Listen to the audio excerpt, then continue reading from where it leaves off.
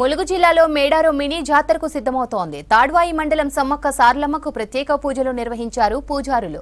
కన్నెపల్లిలో సారలమ్మ, మేడారంలోని సమ్మక్క ఆలయాల్లో శుద్ధి కార్యక్రమాలు నిర్వహించారు. ఆలయాల్లోని పూజా సామగ్రిని శుద్ధి చేసి ధూపదీప నైవేద్యాలు సమర్పించారు. దేవతల పీటలను శుభ్రం చేసి ముగ్గులతో సుందరంగా అలంకరించారు పూజారులు. ఈ నెల 12 నుంచి 15 వరకు మినీ మేడారం జాతర వేడుకలు అంగరంగ వైభవంగా జరగనున్నాయి. అంటే మాఘమాసంలో జరిగే ఈ అంటే మినీ జాతర మాఘశుద్ధ పౌర్ణమి వెన్నెలలో నిర్వహించడం జరుగుతుంది.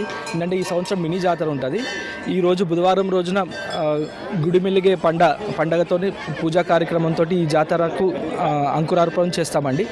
ఈ గుడిమెలిగే పండుగ విశిష్టత ఏంటంటే అడవికెళ్ళి కొత్తగడ్డి తీసుకొచ్చి అమ్మవారి పీఠాన్ని అలంకరించి అమ్మకు పసుపు కుంకుమ చీరేసార పెట్టి పుట్టమన్ను తీసుకొచ్చి అమ్మవారి గద్దెల్ని అలికి ఆ పూజారులందరూ నిష్ఠతోటి జాగారాలుంటూ అమ్మవారిని స్మరించుకుంటూ అంటే మహాజాతర అంటే మండమెలిగే పండుగకి వచ్చే బుధవారం మినీ జాతరకు అంటే ఇప్పటి నుంచే పూజా కార్యక్రమాలు నిర్వహించడం జరుగుతుంది. ఈ మినీ మేడారం జాతర ఫిబ్రవరి 12, 13, 14 తేదీల్లో నిర్వహించడం జరుగుతుంది.